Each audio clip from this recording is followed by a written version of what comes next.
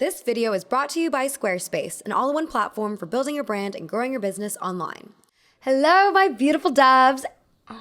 Today, we're going to be talking about one of my favorite topics, weddings. I'm someone who loves weddings. I don't know if I'll ever have my own wedding. Like, that's something that I'm still debating on. Another topic, another day. I'm going to need a minute or two. Thank you, Your Highness. Probably save that for the podcast. But I love going to them. And I always cry whenever the married couple are exchanging vows. I think it's just like one of the most beautiful moments to witness. And I love them. I think they're just so much fun. Granted, I haven't been to many because I'm still in my mid-20s. And I feel like in New York City especially, but in a lot of major cities, people just don't get married in their 20s. They'll usually wait until they're like in their 30s, sometimes 40s, or, just like whenever, because there's not as much pressure to get married young here, which I'm thankful for. But the downside is I don't get invited to that many weddings. Obviously, there are both positives and negatives when it comes to weddings. Like, the positives include like being surrounded by friends and family. Everyone's in a good mood, hopefully. There's food and dancing. The downsides, of course, is like, the whole marriage institution and how patriarchal a lot of the traditions tend to be. Also, the cost of the weddings. I feel like a lot of people don't realize how expensive a wedding can be until they're actually like in the process of planning a wedding. I mean, I personally never really looked into how expensive a wedding is, but I did read this article on The Cut that was published a little bit ago, and it was called The Fake Poor Bride, Confessions of a Wedding Planner. Oh, sorry, it was The Atlantic. Oops. There was like a quote in the article that talks about the institution of having an extravagant wedding and how a lot of people feel pressured to throw these crazy weddings. And I mean, I definitely don't blame anyone because I feel like growing up, I was told, at least through like media and news and everything, that the wedding is supposed to be like the most magical moment in your life. And so I don't blame anyone for falling into that pressure and wanting to feel like their wedding is going to be the best day of their life. But I will say that that extra pressure probably leads a lot of people to spend more than they can on a big event. And in the article, it talks about how couples, like 30 to 45% of couples or something, are in debt because of their weddings, which is insane. So yeah, anyway, I wanted to do a video on wedding dresses in particular because, fashion. And I thought it would be a good time because a lot of people get married in the spring, summer. And actually, I was looking up why, because the June wedding has been a kind of ubiquitous term, but I feel like we don't really talk about why that is. I think it makes sense in our minds because it's like nice weather. It's like perfect if you want to do like an outdoor wedding, for instance. Okay, so if you were here really early and you noticed that I deleted the video and then re-uploaded the video, you're correct. And it's because I wanted to cut off this following section from the original cut of the video, and I will explain more in the comments, but there were just some things that were factually untrue. And because I had realized this pretty soon after I published the video, I thought it was like an okay time to delete and re-upload. But yeah, I'll expand more in the comments, just letting you know that you're not crazy, that actually happened. But for me, I just felt like it was a good time to do this video. So let's get into it. Let's talk about the wedding dress. Thank you, Squarespace, for sponsoring this video. Squarespace uses a new website design system called Fluid Engine, which lets you customize every design detail with this unique drag and drop technology. And you can, of course, use it to design both your website's desktop and mobile layouts. One of my favorite and severely underrated Squarespace options are also these custom palettes that they offer when you're designing. I'm really good at color coordinating an outfit, but I'm terrible at color coordinating a website. So these preset options have been super helpful as a starting point. Squarespace also helps you open up a store on your website where you can market all things from physical products, digital downloads, to even subscriptions and memberships. Check out squarespace.com for a free trial, and when you're ready to launch, go to squarespace.com/Mina Le to get 10% off your first purchase of a website or domain.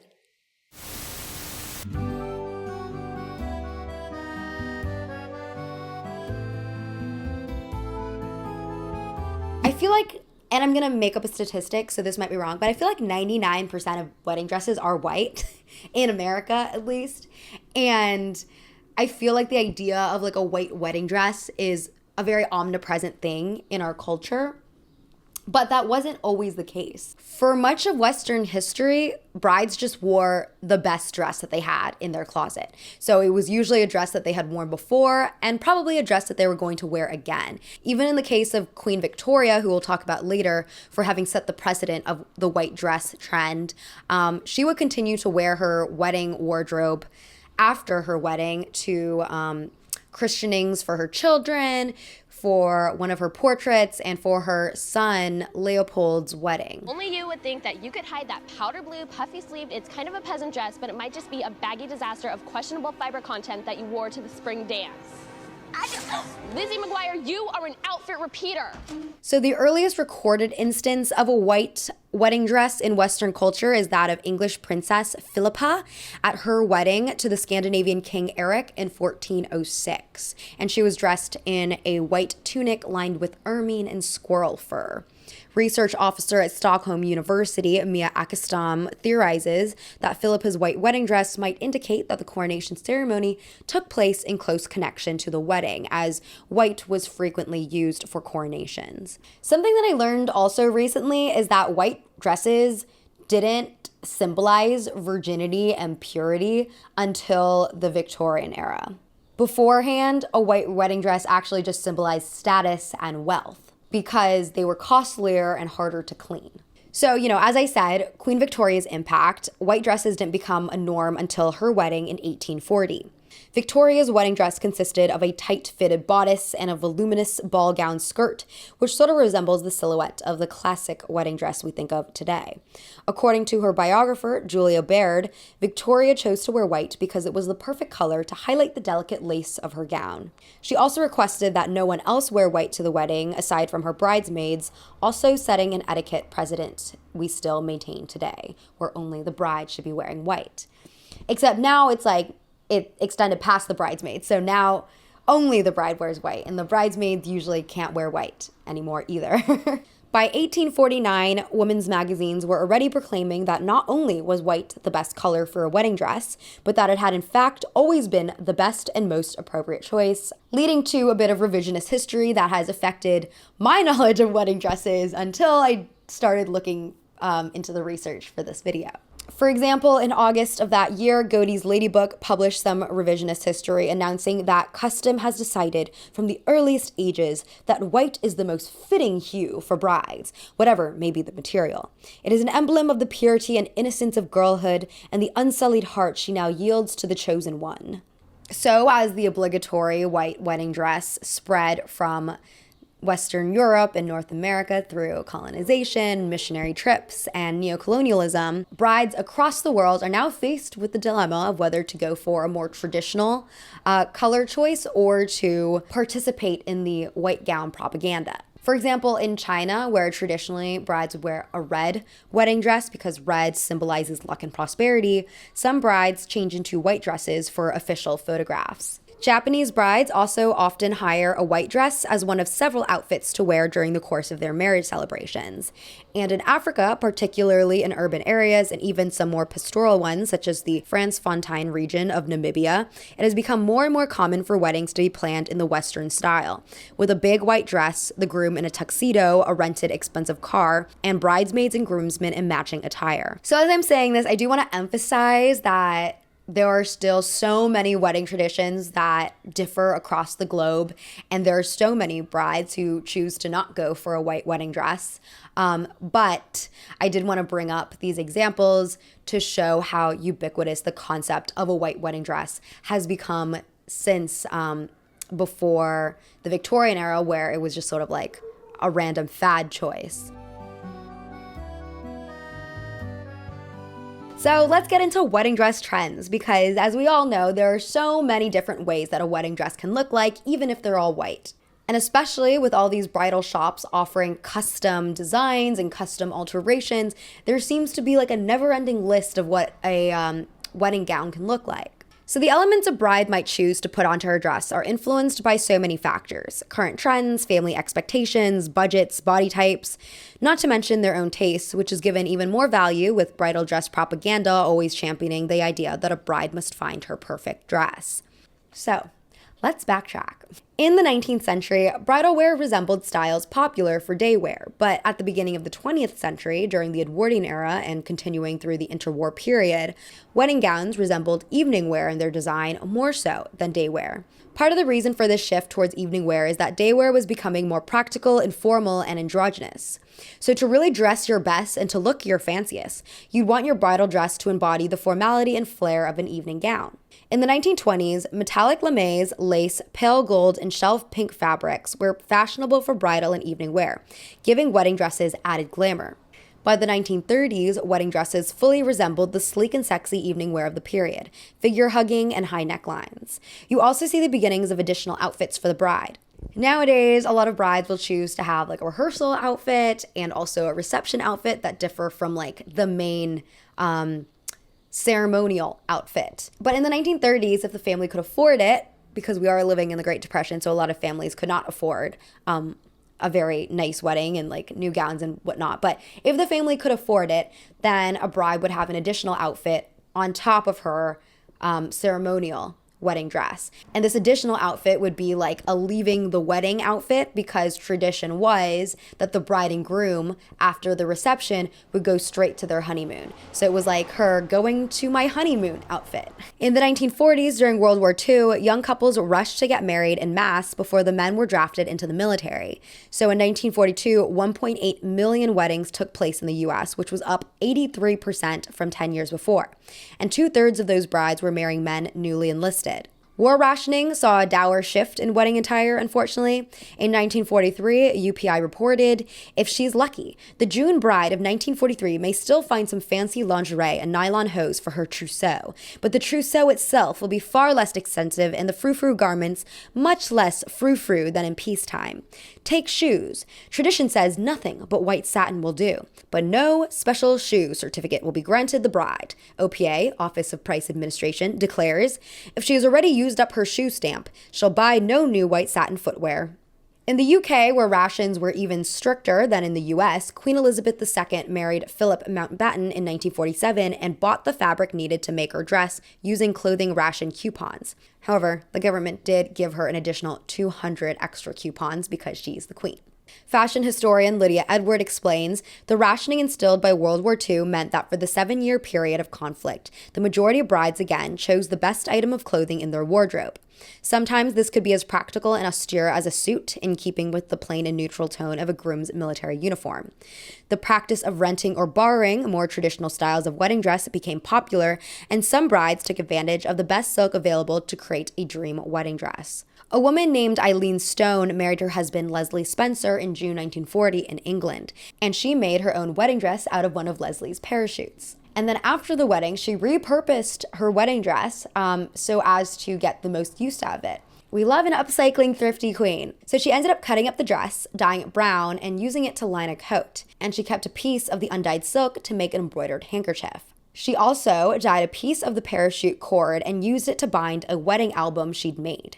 The other pieces of cord were kept and used regularly for family camping trips. In the 1950s, the political and aesthetic focus on conservatism and tradition saw a return to the classic bridal silhouette of Queen Victoria, only with a slightly lifted hem.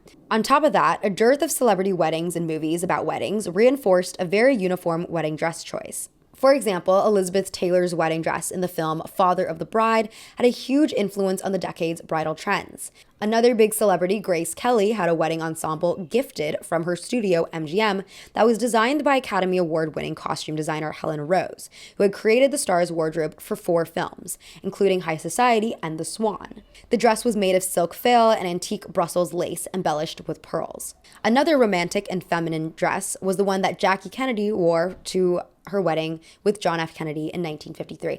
I'm not someone who really loves the voluptuous princess-style gown. I feel like personally on me, because I'm so petite, those kind of silhouettes like really swallow me, but I think Jackie Kennedy, like this is one of my favorite wedding gowns of all time. I think she looks so good. And I love the details in the skirts. It's delicious. The changing socio-political landscape in the 1960s led to increased variation among wedding dresses. As society increasingly valued free-spirited youthfulness, shorter and trendier dresses rose in popularity over the classic and simple. For example, actress Sharon Tate took the 60s miniskirt trend to new levels when she walked down the aisle in a high-collared baby doll dress in 1968. And Eurovision pop singer Lulu wore a fur-trimmed, full-length hooded coat to her wedding to Bee Gees singer Maurice Gibb in 1969. Priscilla Presley got her wedding dress off the rack, though there are contrasting reports on whether or not she actually liked the dress. She found the dress herself at a Westwood department store and said, "It wasn't extravagant, it wasn't extreme, it was simple and, to me, beautiful. I didn't have time to stay there forever and look at dresses. I had one fitting for this dress, and that was it. I was out of there." However, an alleged insider told tabloid magazine Closer Weekly, Priscilla doesn't talk about it much, but she wasn't a huge fan of that dress. She loved the veil and her makeup, but the dress wasn't as shapely as she would have liked. I don't think she saved it. Either way, Priscilla's closer to heaven hairdo and ultra-mod cat-eye makeup definitely reflected her modern sensibilities. The era of fun, unique, tradition-bucking wedding dresses continued into the 1970s. In 1971, for instance, socialite Bianca Perez Mora Macias wore an Yves Saint Laurent bridal two-piece suit to her wedding with Mick Jagger. But in the 1980s, the highly traditional and materialistic Thatcher-Reagan conservatism led to a more traditional bridal revival. Brides walked down aisles in lavish and super covered-up gowns, usually with larger-than-life puff sleeves and bodices that mirrored 1950s silhouettes. None of them was as memorable as Princess Diana's, though. The puffy sleeves and long train on Princess Diana's taffeta wedding dress played into the decade's more is more approach to fashion. Mariah Carey was even influenced by Diana and Charles' extravagance with her own wedding. Vera Wang, who designed Mariah Carey's dress, explained to Insider, "Mariah wanted that level of pomp and circumstance and romance and volume. She really wanted a princess look, and it was just one of those weddings that was truly a fairy tale in the sense of scale." In the late 90s, more and more high-fashion designers began designing wedding dresses at this time as well, such as Gianni Versace and Karl Lagerfeld for Chanel. Vera Wang, as I mentioned, opened her bridal boutique in 1990, and by 2000, she was one of the top wedding dress designers. I should probably keep looking. Do you think there's something better than Vera Wang? And while her look for Mariah was very confectionery, she became known for designing strapless and spaghetti strap dresses. The strapless gown actually rose to prominence to mirror the minimalist taste of the era and has remained the dominant sleeve style ever since. Kate Berry, the style director for Martha Stewart Weddings, recently estimated for Salon that 75% of all the wedding dresses out there nowadays are of the strapless variety. A major wedding of the 90s era that cemented the simplistic style was that of John F. Kennedy Jr. and Carolyn Kennedy.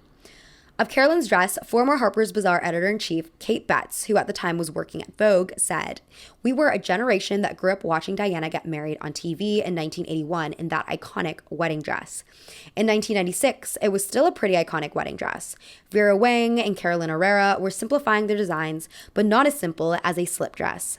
Carolyn's dress was revolutionary in that sense, that someone would wear something that simple. It crystallized the minimalism trend in fashion. That was her aesthetic, and her wedding dress was a very, very bold expression of that minimalism." In 2018, when Meghan Markle and Prince Harry tied the knot, Meghan wore a few dresses, including a minimal Stella McCartney gown. Meghan told Harper's Bazaar that she was heavily inspired by Carolyn's wedding gown for her own look. So, as you can see, there's been a long, long history of the wedding dress and how it's transformed across the decades in color, but also in style. And I'll talk about my favorite dresses throughout history at the end of this video.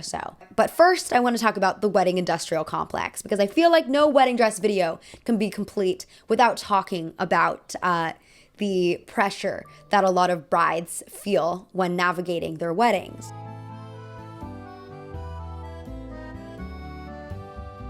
So until the 20th century department store model of clothing shopping, a bride in search of a wedding dress would have the garment custom made by a designer, a family member, or even herself. Today, when most brides begin their hunt for a gown, they do not start by consulting a designer or a sewist, but by visiting a bridal boutique and trying on already made gowns with the expectation that they will be custom tailored later.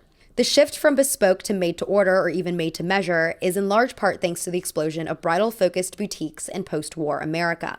For example, In 1934, Mrs. Eva Becker of the Becker department store in Michigan started in the wedding gown business almost by accident. She purchased a gown in Chicago for her niece, and her selection proved so popular, she soon had many requests from other brides.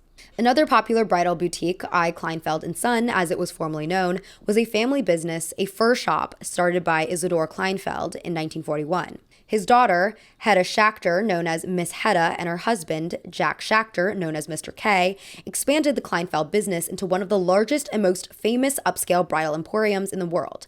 It's also the same bridal salon where Say Yes to the Dress is filmed.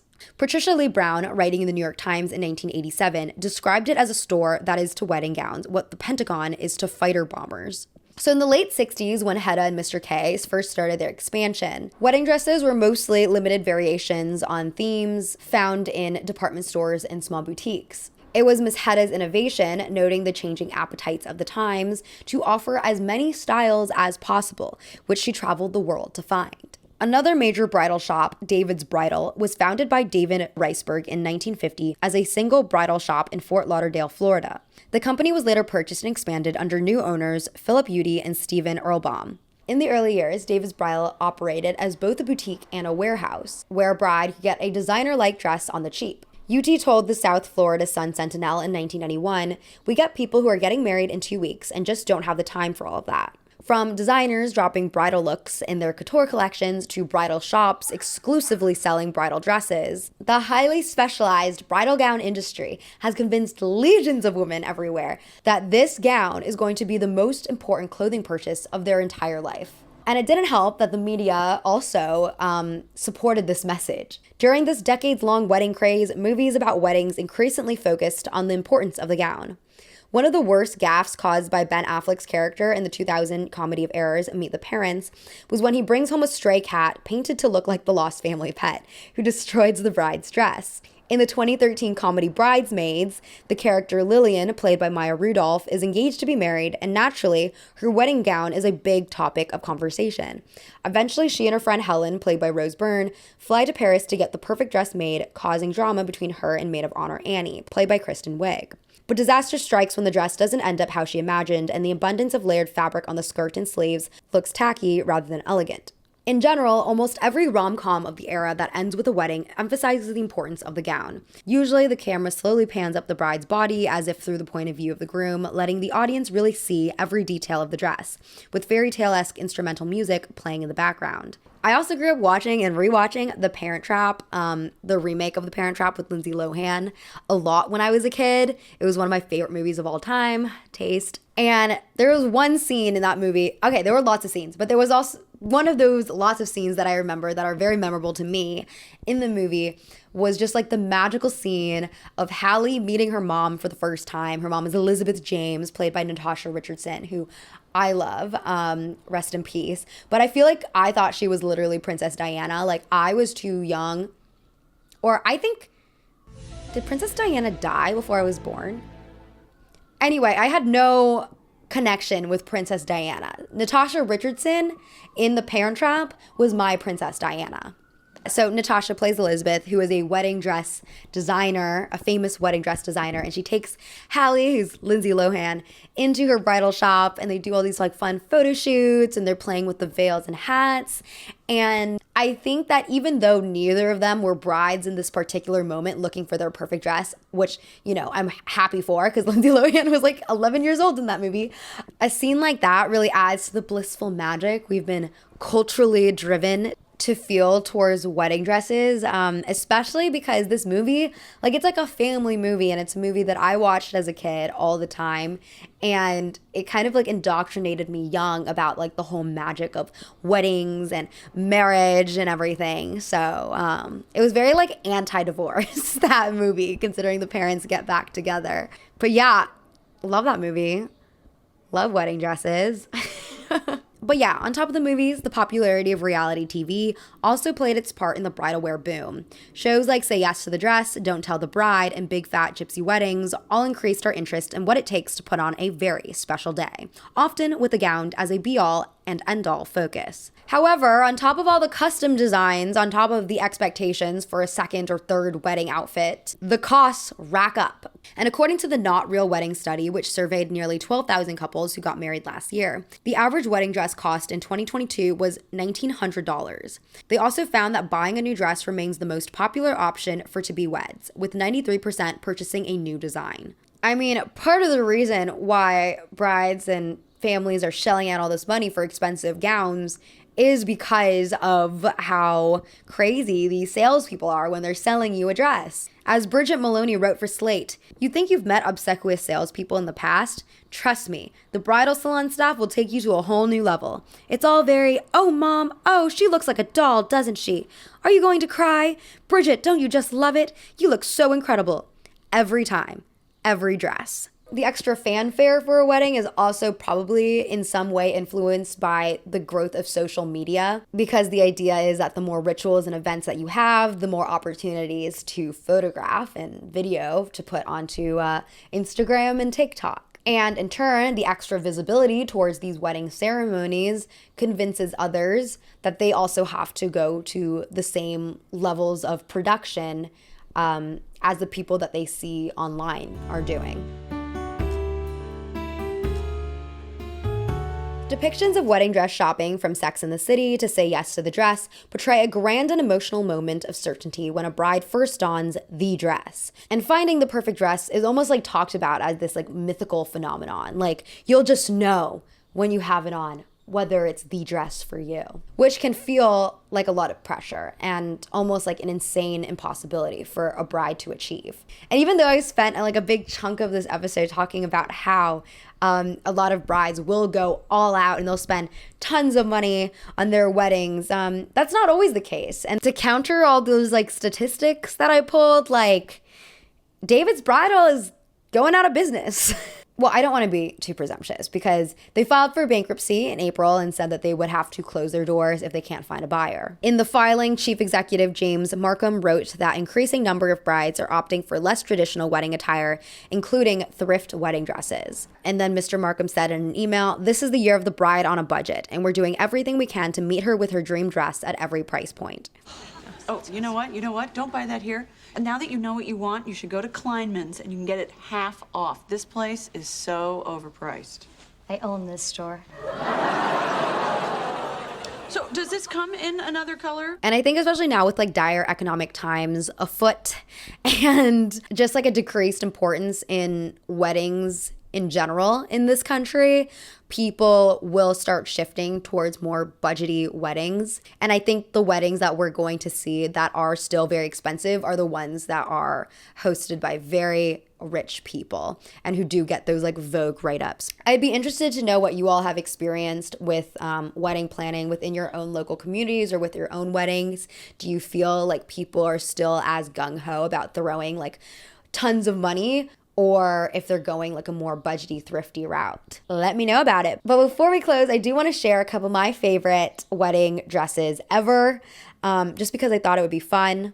So these are in no particular order though, but starting off super strong, Cher's dress when she married Greg Allman. Their marriage famously lasted for 7 days, and there's not a lot of photos of the wedding on the internet, but the dress that she was wearing was so beautiful. I'm in general partial to figure-hugging dresses, and I love the lacing corset detail at the bodice and the lace paneling in the skirt. It's just the right amount of embellishment. I wish I knew who the designer was, and I wish I had like a more high-res photo to look at, but just from what I can see, I think this dress is stunning. I also trust Cher's taste. I think she's always had really good style, but especially her looks in the 70s. Can I hear a little commotion for the dress? A little bit?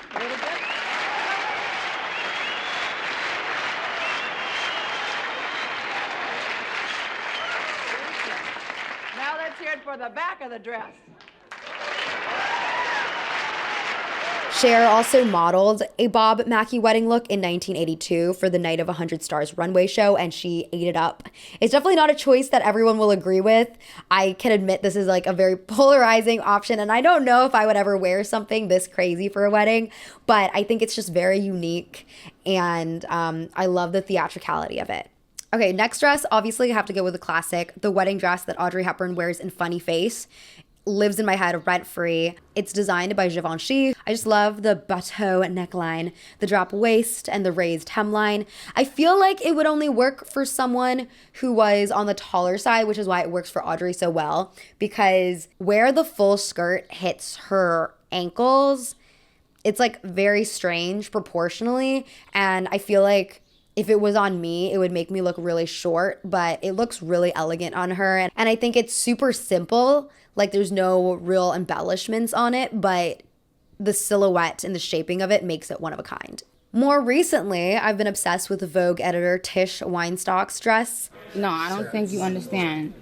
I'm obsessed. She had 3 dresses for her wedding ceremony, but I love the first one that she wore the most. She was wearing fall 2009 John Galliano and removed the lining to make it sexier and styled it with vintage Dior shoes and a 30s style veil.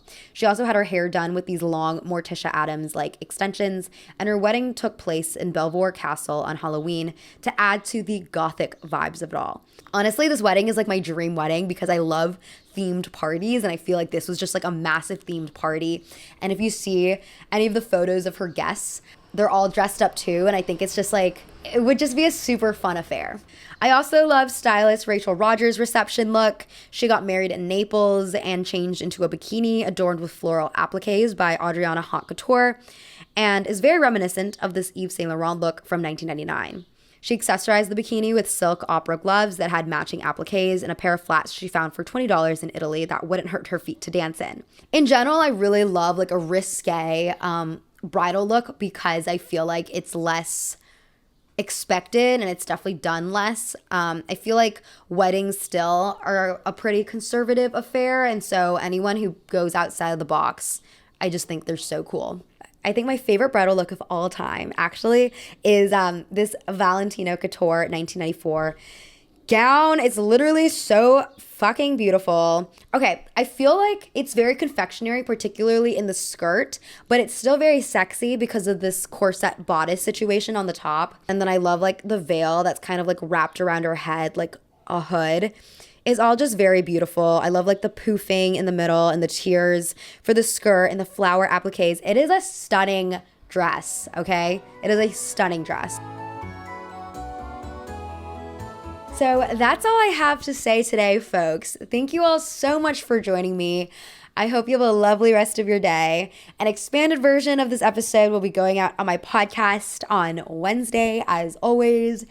And yeah, just let me know in the comments like what you feel about wedding dresses and the cult of like weddings in general, and how they're reflected among your local community. I'm very interested because I feel like I have a very distorted version of weddings, ceremonies, and expectations for them living in New York City. Yeah, I would love to know what everyone else thinks. Okay, thank you all again. Bye.